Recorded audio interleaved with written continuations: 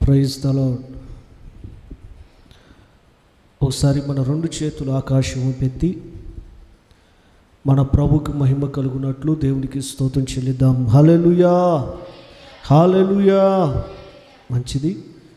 ఈ ప్రత్యేకమైన సమయంలో చక్కని వాక్య భాగాలను మనం ధ్యానం చేసుకుందాం. ప్రియ దేవుని బిడ్డలారా, ఈ ప్రత్యేకమైన సమయంలో మనము అనేక పర్యాయాలు మన పిల్లలని గద్దించిన సందర్భాలు కలవు. పెద్దవారు చిన్నవారిని గద్దించిన సందర్భాలు ఎన్నో ఉన్నాయి. అదే రీతిగా మరి యేసుక్రీస్తు వారు గద్దించిన కొన్ని సందర్భాలు ఈరోజు దేవుని వాక్యంలో నుంచి మనం తెలుసుకుందాం. ప్రియ దేవుని బిడ్డలారా, గద్దింపు వాస్తవానికి యేసుక్రీస్తు వారు జీవించిన దినాలలో 33.5 సంవత్సరాలు జీవిత విధానములో, 3.5 సంవత్సరాల పరిచర్య అనుభవంలో ఆయన కొంతమందికి ప్రేమతో చెప్పిన సందర్భాలు ఉన్నాయి. మరికొంతమందికి కఠినంగా చెప్పిన సందర్భాలు ఉన్నాయి. మరికొంతమందిని గద్దించిన సందర్భాలు ఉన్నాయి. కనుక అందుకే దేవుడు తన సేవకులు కూడా చెప్పిన మాట ఏంటంటే, ఖండించు, గద్దించు, బుద్ధి చెప్పు. ఈ ప్రత్యేకమైన సమయంలో యేసుక్రీస్తు వారు గద్దించిన కొన్ని సందర్భాలు మరి చాలా ఉన్నాయి. అయితే ఈరోజు ఒక విషయాన్ని బట్టి దేవుడు గద్దించిన ఆ గద్దింపును ఈరోజు మనం తెలుసుకుందాం. దేవుని వాక్యంలోంచి, వాక్యపు వెలుగులో మరి ఎందుకు గద్దించాడు, ఆ గద్దింపుకు మనం అంటే ఆయన ఎందును బట్టి గద్దించాడు, ఆ గద్దింపుకు మనం ఎందుకు లోబడాలి, ఈ యొక్క విషయంలో నుంచి కొన్ని మాటలు దేవుని వాక్యపు వెలుగులో నుంచి మనం తెలుసుకుందాం. ఒకసారి రెండు చేతులు ఆకాశం పెట్టి మరొకసారి దేవునికి స్తోత్రం చెల్లిద్దాం. హల్లెలూయా, హల్లెలూయా. మంచిది. ఈ ప్రత్యేకమైన సమయంలో లూకా సువార్త 8వ అధ్యాయం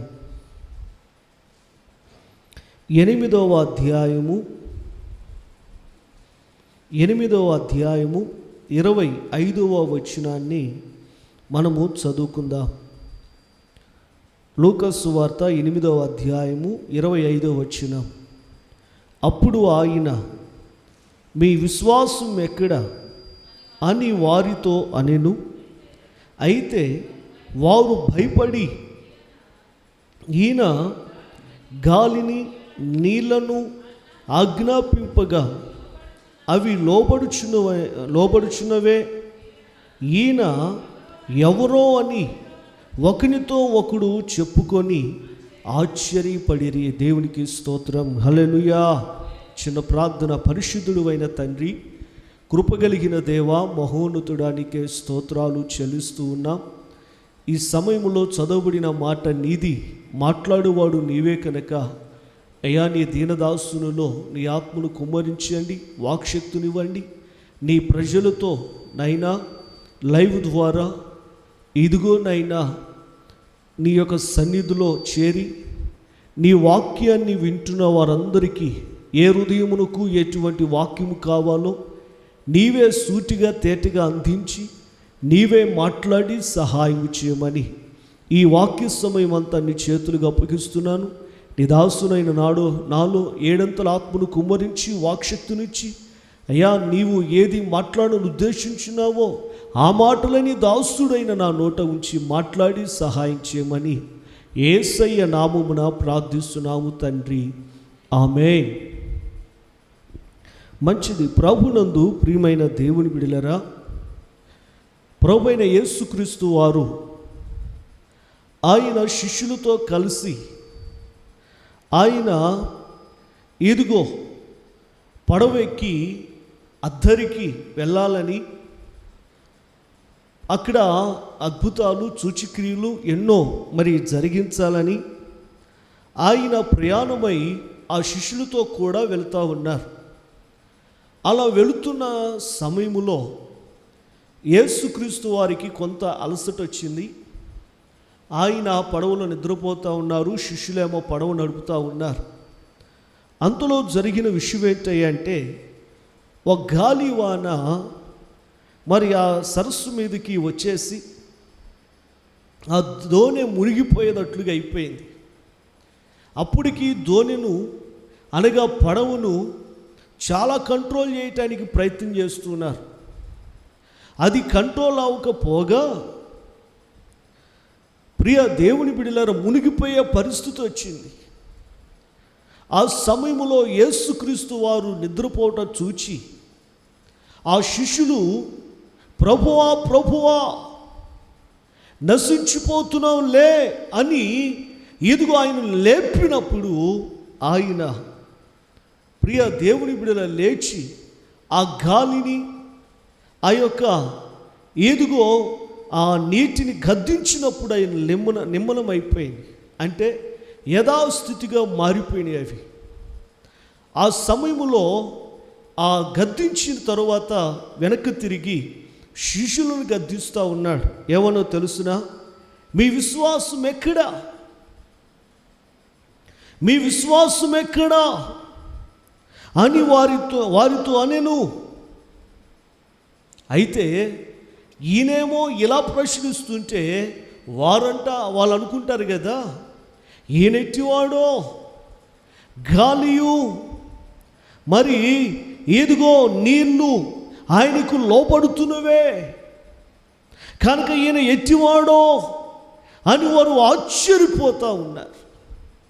ప్రియ దేవుని బిడ్డలారా, ఈరోజు మనుషులకు కావలసింది అద్భుతాలు, మనుషులకు కావలసింది ఆశ్చర్యకార్యాలు.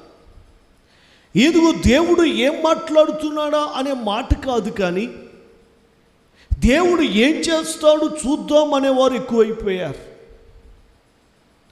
దేవుడు ఏ మేలు చేస్తాడు, ఏ అద్భుతం చేస్తాడు, ఏ కార్యం చేస్తాడు, ఇదిగో చూద్దాం అని ఇదిగో ఆయన కార్యాలు చూచి ఆశ్చర్యపోయేవాడే. కానీ ఆయన గద్దింపు ఏంటా? ఆ గద్దింపు ఇదిగో దేవుడు ఏమని గద్దిస్తున్నాడు, ఆ గద్దింపుకు మనం ఎప్పుడు లోపడాలి అనే విషయాన్ని మాత్రం ఈనాడు మనిషి ఆలోచన చేయట్లా. ప్రియమైన దేవుని బిడ్డలారా, దేవుని వాక్యం సెలవిస్తుంది కదా, నీ విశ్వాసం ఎక్కడా? ఆనాడు శిష్యులు, యేసుక్రీస్తు వారి యొక్క శిష్యులు 3.5 సంవత్సరాలు క్రీస్తుతో కూడా నిలిచిన వారిని ఆయన వారి ఎదుట ఎన్నో అద్భుతాలు, ఎన్నో సూచక్రియలు చేశాడు, ఎన్నో విషయాలను బోధించాడు. అంతేకాదు 5 రొట్లు 2 చేపలు 5,000 మందికి పంచిపెట్టిన ఇదిగో గొప్పవాడు. ఎటువంటి కార్యాలన్నీ ఎరిగి ఆయన ఎటువంటి శక్తివంతుడో బలవంతుడో ఎరిగి కూడా వారు అజ్ఞాన అవిశ్వాసపు ఇదిగో ఆ లోనవుతూ ఉండగా దేవుడు వారితో అంటాడు కదా, మీ విశ్వాసం ఎక్కడా? ప్రియ దేవుని బిడ్డలారా, యేసు ప్రభువారు ఈ మాట మాట్లాడుతున్నాడు అంటే ఏ మాట? నీ విశ్వాసం ఎక్కడా అని క్రీస్తు మాట్లాడుతున్నాడంటే వాస్తవానికి ఇప్పుడు వారు ఏ స్థితిలో ఉన్నారు చెప్పండి? ఏ స్థితిలో ఉన్నవారు? ఏ స్థితిలో ఉన్నారు? విశ్వాసము లేని స్థితిలో ఉన్నారు. విశ్వాసము కోల్పోయిన పరిస్థితిలో ఉన్నారు. విశ్వాసాన్ని ఎదుగో పోగొట్టుకున్న పరిస్థితిలో వాళ్ళు ఉన్నారు. ఎందుకంటే వారిని బెదిరించిన సందర్భాలు, ఆ గాలి, ఆ నీరు, ఆ భయంకరమైన గాలి ఆ సరస్సు మీదకి వచ్చినప్పుడు, ఆ నీటి ప్రవాహం ఆ ఓడలోకి వస్తున్నప్పుడు, ఆ నీటిని ఎదుగో గాలిని చూచి గడగడలాడిపోయారు వాళ్ళు. అప్పుడు వరకు ఎన్నో మాటలు చెప్పారు.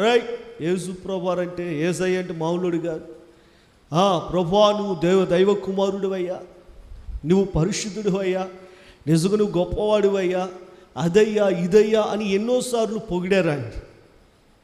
ఎన్నోసార్లు ఆయన్ని ఘనపరిచారు. వారు ఎన్ని కలిగి ఉన్నా, వారి జీవితంలో దేవుని కార్యాలు ఎన్ని చూచినా, ఎన్ని మాటలు విన్నా, వారి బ్రతుకులో విశ్వాసాన్ని కోల్పోయే పరిస్థితి వచ్చింది. ఎటువంటి పరిస్థితో తెలుసునా? బైబిల్లో రాయబడి ఉంది, చూడండి ఒకసారి. 23వ వచనం చివరి చదవండి ఒకసారి. వారు వెళ్ళుచూ ఉండగా ఆయన నిద్రించెను. అంతలో గాలివాన సరస్సు మీదకి వచ్చి దోణె నీళ్ళతో నిండి ఉన్నందున వారు అపాయకరమైన పరిస్థితిలో ఉన్నారు. ఏ స్థితిలో ఉన్నారంట? అపాయకరమైన స్థితిలో ఉండిరి అని బైబిల్లో చెప్పబడి ఉంది. ఎంత భక్తిపరులైనా, ఎంత ఆత్మీయులైనా, ఎంత వాక్యం తెలిసినా, ఎంత పాటలు పాడినా, ఎంతగా పరిచయం చేసినా, ఎంత విశ్వాసం కలిగిన వారైనా, ఆయనతో ఎంతగా జీవించినా, ఇక ఆయన కొరకు ఎంతగా బ్రతికినా, అవన్నీ కూడా ఒడ్డు మీద ఉన్న సంగతులు అన్నమాట. ప్రియ దేవుని బిడ్డలారా, నిజం కుంటోడు అంటాడు అంట. కుంటోడు ఏమంటాడు తెలుసా? నేను లెగితే మనుషుని కాదా అంటాడు. నిజం అండి. ప్రియ దేవుని బిడ్డలారా, వాస్తవానికి మనం ఎరిగినట్లయితే నీటిలో ఉన్న ఈ యొక్క ప్రియ క్రొకోడైల్ అంటే ఆ ముసలి, నీటిలో ఉన్న ముసలి నీటిలో ఉన్నప్పుడు ఎన్ని మాటలు చెప్పిద్దో. నా అంత బలవంతుడు లేడు, నా అంత విశ్వాసం గలవన్ లేడు, నా అంత ఆత్మీయుడు లేడు అన్నట్టుగా ఈ యొక్క ప్రియ దేవుని బిడ్డలారా, ఈ క్రొకోడైల్ అనగా ఈ ముసలి చెప్పుకుంటూ ఉంటుంది.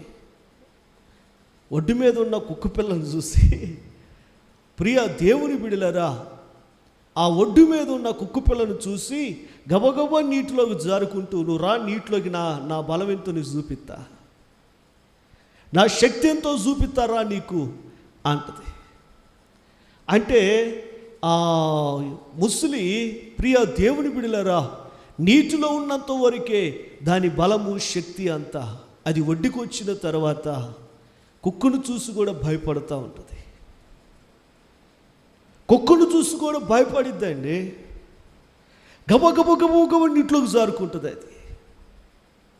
ఈనాడు అంతా బాగున్నప్పుడే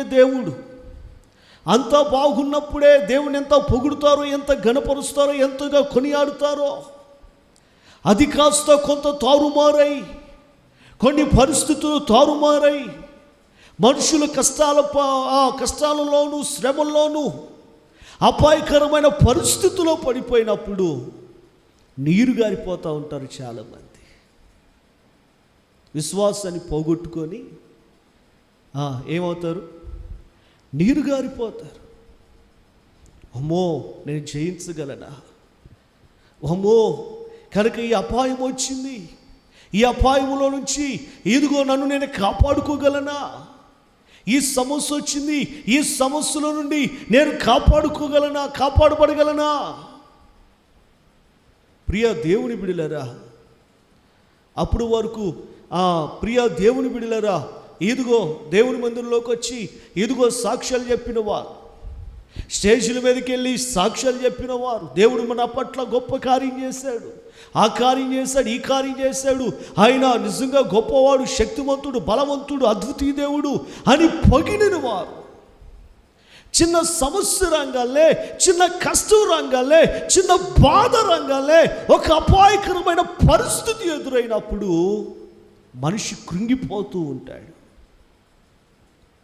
మనిషి బలహీనపరచబడుతూ ఉంటాడు, మనిషి విశ్వాసాన్ని కోల్పోయి భ్రష్టులైపోతాడు. ప్రియ దేవుని బిడ్డలారా, మనం ఎరుగుతుంది కదా, ఏలియా ఎంత రోషం గలవాడు. ఏలియాను గురించి ఏ ఒక్క వ్యక్తిని అడిగినా చెప్పే మాట ఏందో తెలుసున, ఏలియా రోషం కలిగిన ప్రవక్త. దేవునికి స్తోత్రం చెప్పండి, హల్లెలూయా. ఏలియా రోషము కలిగిన ప్రవక్త. ఎందుకని? యెహోవా పక్షమున ఏలియా ఒక్కడు నిలిచాడు. బయలు దేవతల పక్షమున ఇదిగో 400 మంది నిలిచారు. చూడండి, ఇదిగో ఏలియా దేవుని పక్షాన ఒక్కడే నిలిచి ఇదిగో 100 మంది ఆ యొక్క బయలు ప్రవక్తులను హతమార్చినట్లుగా మనం చూస్తాం. మీ దేవుడు నిజమైన దేవుడో, మా దేవుడు నిజమైన దేవుడో తెలుసుకున్నారు రండి.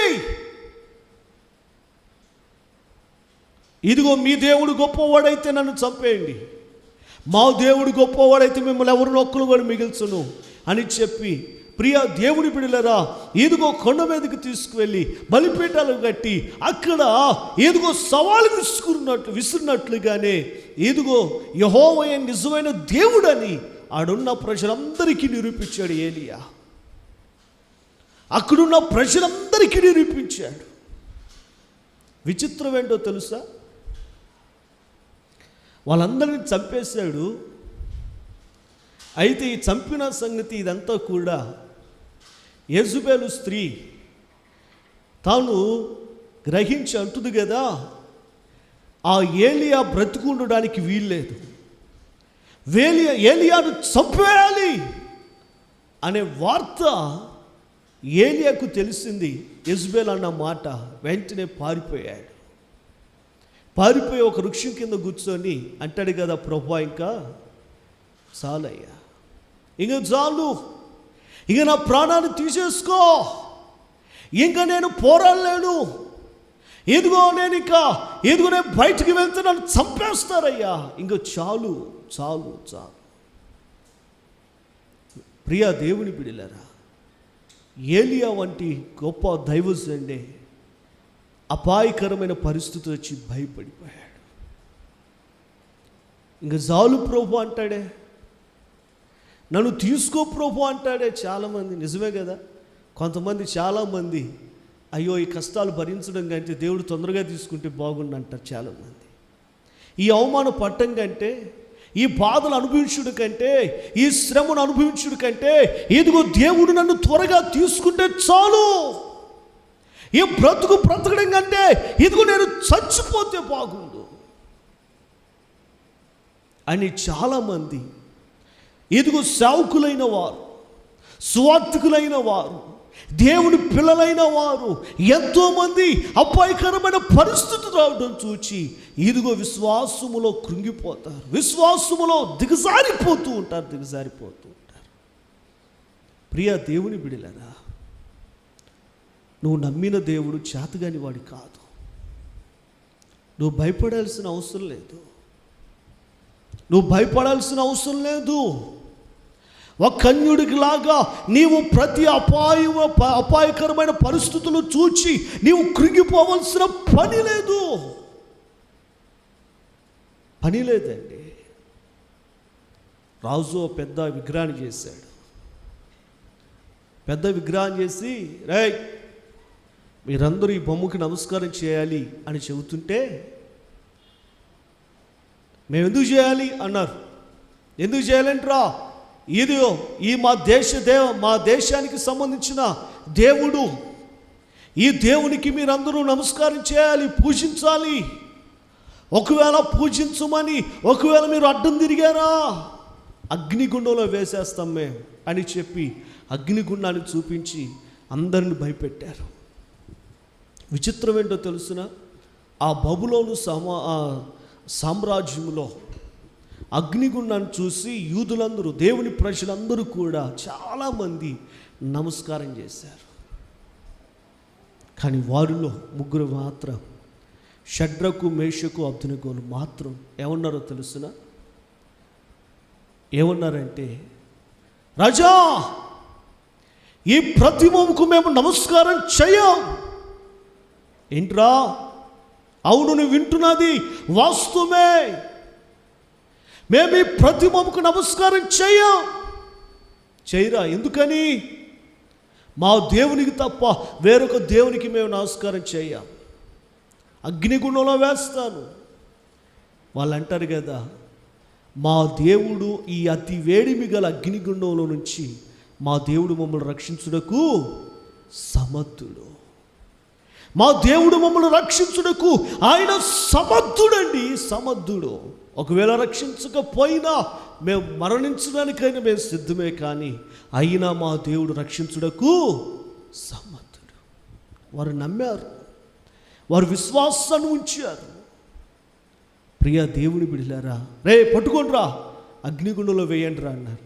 వెంటనే ఆ 3 వ్యక్తులను 6 మనుషులు కలిసి అగ్నిగుండంలో వేస్తే, వేయటానికి తీసుకెళ్ళిన వాళ్ళు ఆ వేడికి తొచ్చుకోలేక అక్కడికక్కడే చచ్చిపోయారు. కానీ వేయబడ్డ వాళ్ళు మాత్రం దావీదు వాళ్ళే నాట్యమాడి సంతోషముతో ఆయనను గణపరిచారు. వాళ్ళు దేవునికి స్తోత్రం చేద్దాం. హల్లెలూయా. రాజు ఆశ్చర్యపోయాడండి. ఎందుకో తెలుసునా?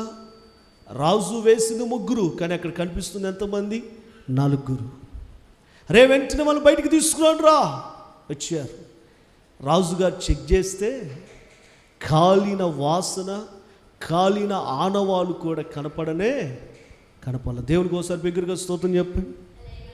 హల్లెలూయా, హల్లెలూయా. కాలిన ఎదుగు వాసన కానీ కాలిన ఆనవాళ్ళు కానీ కనిపించాలి. కారణం ఏంటో తెలుసునా? వారు నమ్మారండి. ఆ అపాయకరమైన పరిస్థితి వచ్చినప్పుడు మా దేవుడు మమ్మల్ని రక్షించుటకు సమర్థుడు అని నమ్మారు. ఈనాడు నీకు కూడా వస్తున్నాయి కదా పరిస్థితులు.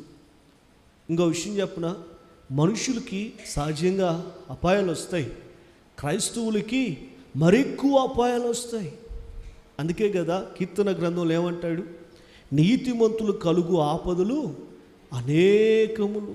ఆపదలు, అపాయకరమైన పరిస్థితులు, నీతిమంతులకు సంభవించే ఆపదలు కానీ ఇదిగో అపాయకరమైన పరిస్థితులు కానీ అనేకములు. అయితే నువ్వు భయపడాల్సిన పని లేదు, నువ్వు కలత చెందాల్సిన పని లేదు. నువ్వు ఒక దేవుని బిడ్డవి, నీవు ఆయన రక్తములో కడగబడిన వాడివి, కడగబడిన దానివి. నువ్వు ఆయన కుమారుడివి, కుమార్తెవి. ఇదిగో నిన్ను రక్షించుటకు ఆయన సమర్థుడు. నీ అపాయకరమైన పరిస్థితుల్లో నిన్ను కాపాడుటకు ఆయన శక్తి కలిగిన వాడు. నిశ్చయముగా నా దేవుడు ప్రతి ఒక్కరి అపాయముల నుంచి నిన్ను కాపాడుతాడు. నిన్ను మరణానికి అప్పగించడు, నిన్ను కీడుకు అప్పగించడు. నిశ్చయముగా నిన్ను కాపాడుటకు ఆయన శక్తి కలిగిన వాడై ఉన్నాడు. కనుక మనం నమ్మాలి. ఏం చేయాలి చెప్పాలి? ఏం చేయాలి? నమ్మాలి. ఎందుకంటే అపాయకరమైన పరిస్థితి వచ్చినప్పుడు శిష్యులు ఏమయ్యారు? ఏమని చెప్పండి? భయపడ్డారు అంటే కారణం ఏంటి?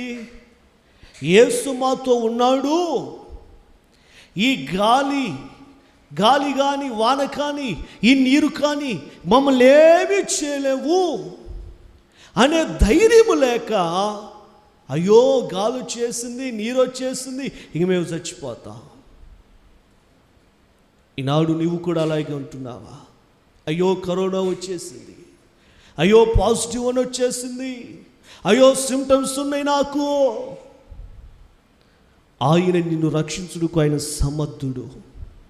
నువ్వు నమ్మగలిగితే దేవుడు నిన్ను ఇదిగో మృత్యువులో నుండి కూడా సజీవునిగా లేపగలిగిన శక్తివంతుడండి ఆయన. కనుక ఈరోజు నువ్వు నమ్మాలి, విశ్వసించాలి.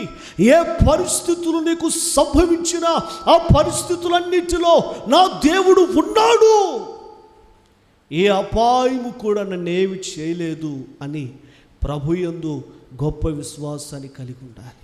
దేవునికి స్తోత్రం చేద్దామా? హల్లెలూయా. మీరు వినేవారిలాగే ఉంటారా, లేకపోతే ఆ గద్దింపుకు లోపడేవాళ్ళలాగా ఉంటారా? దేవుని స్తోత్రం చెప్పండి. అంతే చెబుతాయి అన్నయ్య అంటారు. అంతే చదువుతాలే ఆ పాస్టర్ గారు అనుకుంటారా?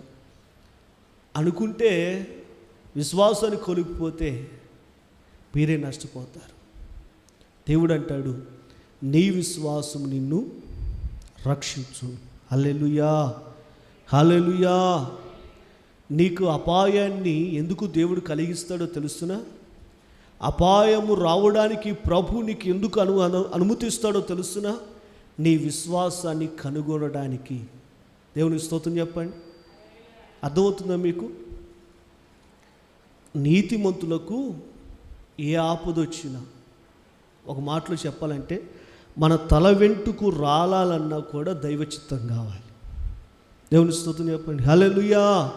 మన తల వెంట్రుకు రాలాలన్నా కూడా దేవుని చిత్తం కావాలి.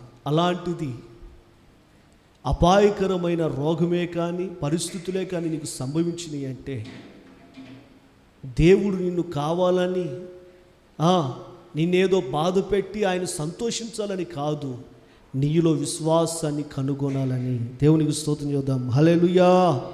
అందుకే యేసుక్రీస్తు వారు ఎప్పుడూ నిద్రపోని యేసుక్రీస్తు వారు వాస్తవానికి మనం ఎరిగినట్లయితే, ప్రియ దేవుని బిడ్డలారా, ఇదిగో ఇక్కడ మాత్రం రాయబడిన మాట ఏందో తెలుస్తున్నా? ఆయన నిద్రపోతుండగా గాలియు వాన ఇదిగో కమ్మెను, వారి మీదకి వచ్చింది.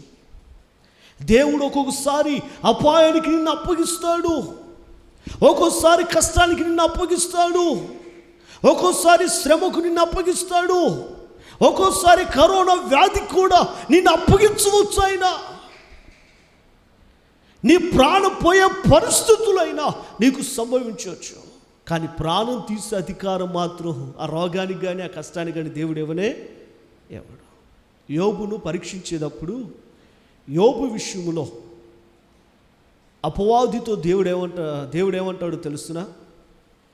వాని చుట్టూ ఉన్న కంచె తీసేస్తున్నాను, అయితే ప్రాణం తీయడానికి మాత్రం నీకు హక్కు ఇవ్వట్లా. ప్రియ దేవుని బిడ్డలారా, ప్రాణం పోయే పరిస్థితులు ఎన్ని వచ్చినా ఆయన చిత్తం లేకుండా ఏది జరగదు. కడవరకు ప్రభు యందు విశ్వాసం కలిగి ఉండు, ధైర్యం కలిగి ఉండు. హల్లెలూయా. ఈరోజు నీవు దేవుడు అపాయకరమైన పరిస్థితుల్లో మనం ఇప్పుడు ఉన్నావా లేదా చెప్పండి? మాజు లేకపోతే భయం కదండి, వెళ్ళొచ్చామంటే భయం. ప్రియ దేవుని బిడ్డలారా, మనిషి బిక్కుమంటూ భయాల్లోనూ ప్రాణాలు గుప్పిట్లో పెట్టుకొని బ్రతుకుతూ ఉన్నాడు. ఎప్పుడు ప్రాణం పోయిద్దా అని, ఎప్పుడు ఆ కరోనా సోకిదో, ఎప్పుడు నేను చనిపోతానో భయం. నేను అంటాను, భయం మనిషి గనక భయం అనేది సహజమే, కానీ మనం క్రీస్తుని నమ్మిన వారు కనుక మనలో ఉండవలసింది విశ్వాసం. హల్లెలూయా, హల్లెలూయా.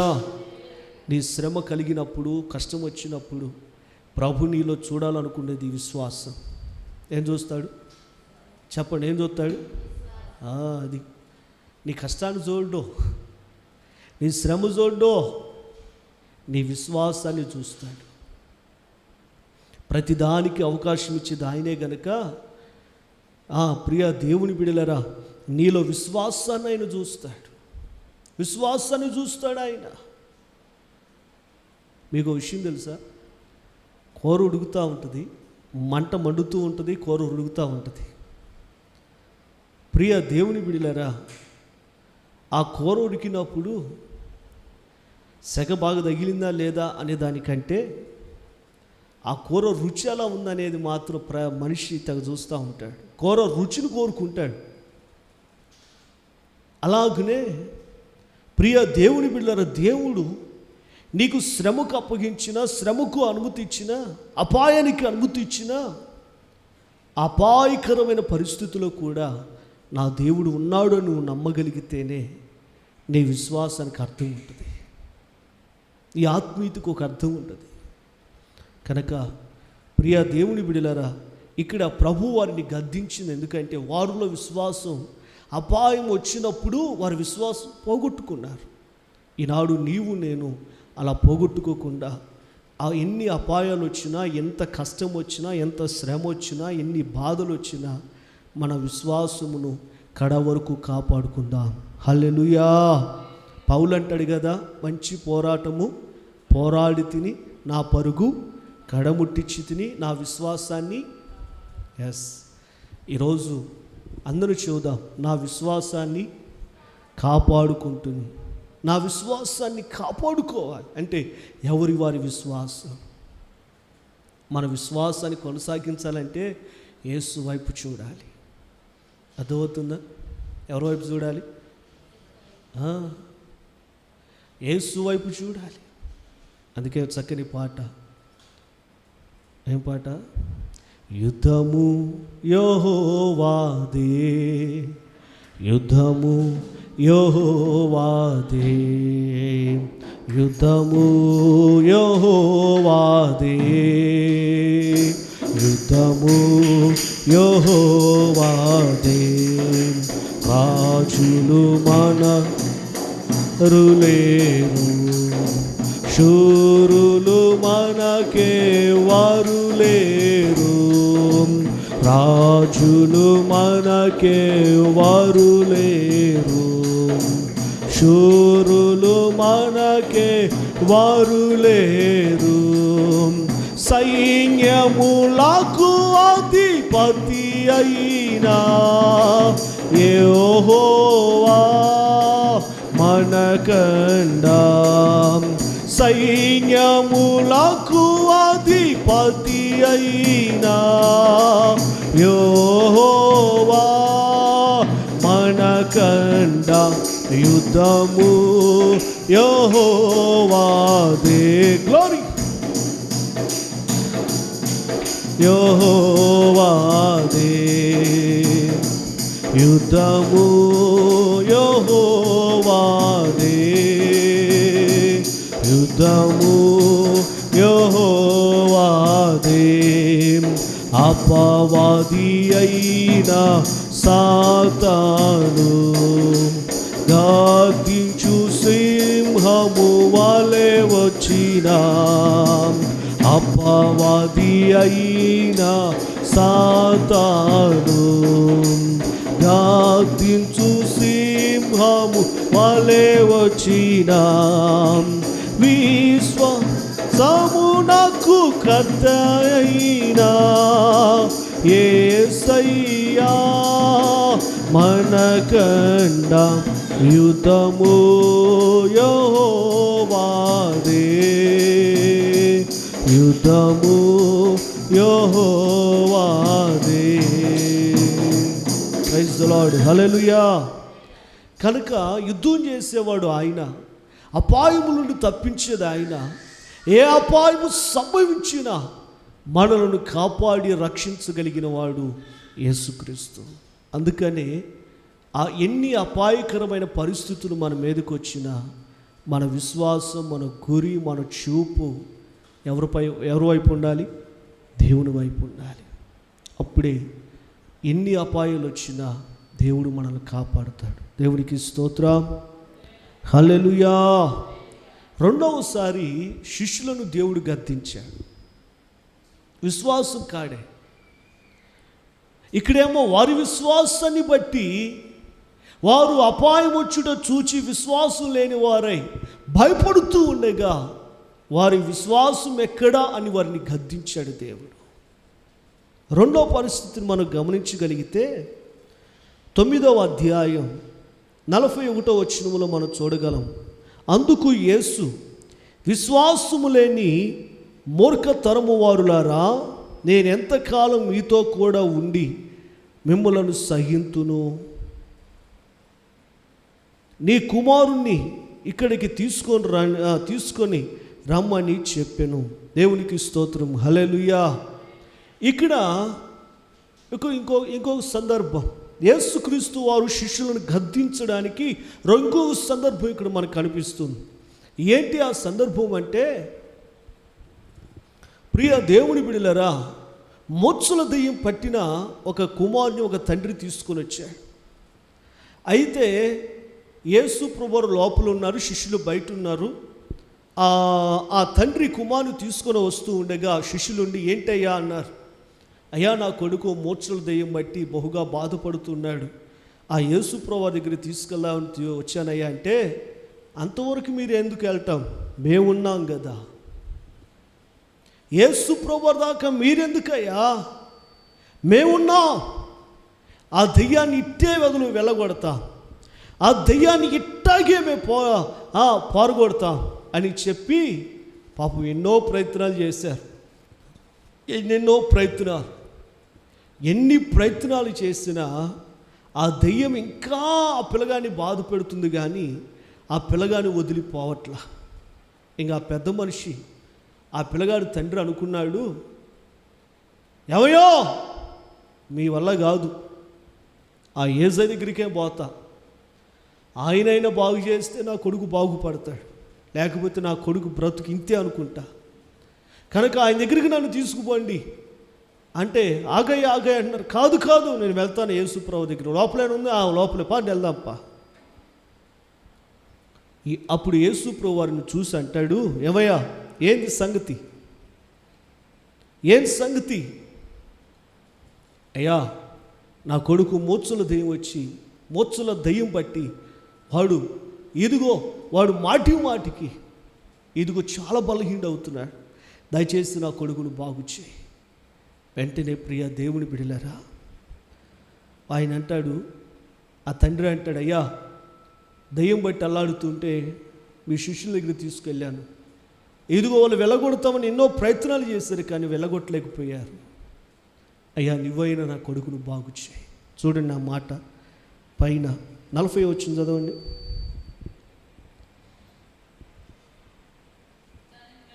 దానిని వెళ్ళగొట్టుడని నీ శిష్యులు వేడుకొంటిని కానీ వారి చేత కాలేదు. చూసారా, ఇదిగో నీ శిష్యుల దగ్గరికి వెళ్ళా, ఆ శిష్యుల వల్ల కాలేదయ్యా, వారికి చేత కాల ఈ దయ్యాన్ని వెళ్ళగొట్టడాన్ని, వెళ్ళగొట్టలేదని మొరపెట్టుకునేను. అందుకు యేసు మొరపెట్టుకున్నారు అంటే ఆ వ్యక్తి వచ్చి, అయ్యా ఇదిగో నీ శిష్యుల దగ్గర తీసుకెళ్ళాను, కానీ వారు బాగు చేయలేకపోయారయ్యా, అయ్యా దయచేసి నీవు నా బిడ్డను బాగు చేయి అని వేడుకున్నప్పుడు వెంటనే యేసు ప్రభువు వారి శిష్యుల వైపు తిరిగి వారిని గద్దిస్తున్నాడు. ఏమని తెలుసునా, విశ్వాసము లేని మూర్ఖ తరువారులారా, ఎంతకాలము నేను మిమ్మల్ని సహింతును. ఎందుకని గద్దించాడో తెలుసునా, మనము 8వ అధ్యాయంలో చూస్తే వారిలో విశ్వాసాన్ని అపాయం వచ్చుడో చూచి విశ్వాసము లేక అవిశ్వాసులైపోయారు. రెండోదిగా ఒకడు బలహీనతను బట్టి వస్తే ఆ బలహీనతను పారగొట్టలేని శక్తిహీనులైపోయారు. అంటే తమను బాగు చేసుకునే, తమను తాము రక్షించుకోగలిగిన విశ్వాసము లేదు, ఇతరులను రక్షించలేని విశ్వాసం లేని వారు. అంటే మనల్ని కాపాడుకోవాలంటే మనలో విశ్వాసం ఉండాలి, మన ద్వారా ఇతరులకు మేలు జరగాలంటే దానికి కూడా మనలో విశ్వాసము ఉండాలి. నిజమే ప్రియ దేవుని బిడ్డలారా, ఈరోజు చాలామంది అంటారు, అమ్మా మీ ఆయన్ని కూడా ప్రార్థనకు నడిపించవచ్చు కదా అంటే, సేవకులు ఆ భార్యలు అంటారు కదా, ఆ తాగుబోతు చచ్చినోడు ఎందుకు వస్తాడయ్యా ప్రార్థనకి, రాడు, వాడు మారడయ్యా, ఎన్నిసార్లు చెప్పాను, కనుక మారడు, అందుకే చెప్పి వదిలేస్తా అంటే అర్థం ఏంటి చెప్పండి. ప్రయత్నం చేయటం వదిలేసాడంటే ఏంది, నా భర్త మారడు, దేవుడు మార్చుడు అనే అవిశ్వాసం. నేను చెబుతున్నాను, దేవుని వాక్యం ఏముంటుందంటే, దావీదు తన కుమారుడు చావు బ్రతుకులో ఉన్నప్పుడు చనిపోయే వరకు మొరపెట్టుకున్నాడు. దేవునికి స్తోత్రం చెబుతాం, హల్లెలూయా. బలహీనమైన మరణకరమైన పరిస్థితుల్లో దావీదు తన కుమారుడు ఉన్నప్పుడు దావీదు ఆ కుమారుడి విషయమై మరణించే వరకు కూడా మొరపెట్టాడు. తర్వాత చనిపోయాడనే విషయం తెలిసి దావీదు అంటాడు, అయ్యా నాకు నీళ్ళు పెట్టండి, భోజనం పెట్టండి అంటే ఏమంటారో తెలుసిన, ఏంది దావీదు రాజు గారు పిచ్చెక్కిందా అది అని అనుకుంటారు వాళ్ళు. అప్పుడు దావీదు వారు మనసరిగా అంటాడు, నాకేం పిచ్చెక్కలేదయ్యా, ఇదిగో నా కుమారుడు చావు బ్రతుకులో ఉన్నప్పుడు, అనారోగ్యంతో ఉన్నప్పుడు దేవుడు కనికరించి నా బిడ్డను బ్రతికిస్తాడేమోనని చివరి వరకు ప్రార్థించాను, కానీ ఆయన తీసుకున్నాడు. నిజమే, అతడు మరణించే వరకు ప్రార్థించాడండి దావీదు. మనం అనుకుంటాం కదా, ఒక్కసారి 2 సార్లు ప్రార్థన చేసి ఈ దేవుడి వల్ల కాదులే, ఇంకో ప్రయత్నాలు చేద్దాం రండి అనుకుంటారు చాలామంది. నిజమండి, భర్తకు అనారోగ్యం వచ్చినా, కుటుంబంలో సమస్యలు వచ్చినా, పిల్లలకి ఏమైనా బాగోపోయినా ఏమని చేస్తారంటే, దేవుడు ఉన్నాడు, నా భర్తనైనా నా పిల్లలనైనా ఆయన కాపాడుతాడు, ఆయన కాపాడడానికి శక్తి గలవాడు కనుక ఆయన బలవంతుడు కనుక ఎదుగు నా భర్తను ఎట్లాగైనా ఆయన రక్షిస్తాడు, నా భర్త ఎదుగు చేతి పనిలో దేవుడు తోడుంటాడు, నా పిల్లలను దేవుడు కాపాడుతాడు, వాడికి ఉన్నతమైన, నా పిల్లలకి ఉన్నతమైన భవిష్యత్తును దేవుడు ఇస్తాడు అని ఒక స్థిరమైన విశ్వాసం ఉండదు. స్థిరమైన విశ్వాసం కడ వరకు కూడా ఇదిగో ఎదురు చూస్తూ ప్రభు పాదాల చెంతో మొరపెట్టే విశ్వాసం. ప్రియ దేవుని బిడ్డలారా, ఒక విషయం చెప్పనా, ఒక రైతు పంట చేతికొచ్చే వరకు కూడా, అది అమ్మి ఆ డబ్బులు చేతికొచ్చే వరకు కూడా ప్రయాసపడుతూనే ఉంటాడు కదండి, ప్రయాసపడుతూనే ఉంటాడు. ఒకవేళ ఈ సంవత్సరం వర్షం వలన పంట నాశనం అయిపోయినా, వచ్చే సంవత్సరము కూడా తన ఆశ ఏంటో తెలుసునా, ఈ సంవత్సరం నేను పంట వేయాలి, ఆ పంట వచ్చిన డబ్బులతో నేను నా కుటుంబం బాగుండాలి. అలా విశ్వాసముతో కడ వరకు ఆ యొక్క పంటను అమ్మి డబ్బులు చేతికొచ్చే వరకు కూడా, చివరి వరకు కూడా విశ్వాసాన్ని కొనసాగిస్తాడు. ఈరోజు నేను అంటాను, మనలో కూడా అట్టి విశ్వాసం ఉండాలి.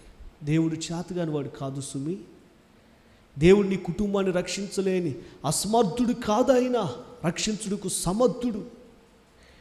నా బ్రతుకులకు జీవితాలకు ఆయన చాలినవాడు, నిన్ను కాపాడగలిగిన వాడు. నీ భర్తను కాపాడుతాడు, నీ పిల్లలను కాపాడుతాడు, ఇదిగో నీ కుటుంబాన్ని కాపాడుతాడు, నీ బంధువు మిత్రులను అందరిని కూడా ప్రభు కాపాడుతాడు.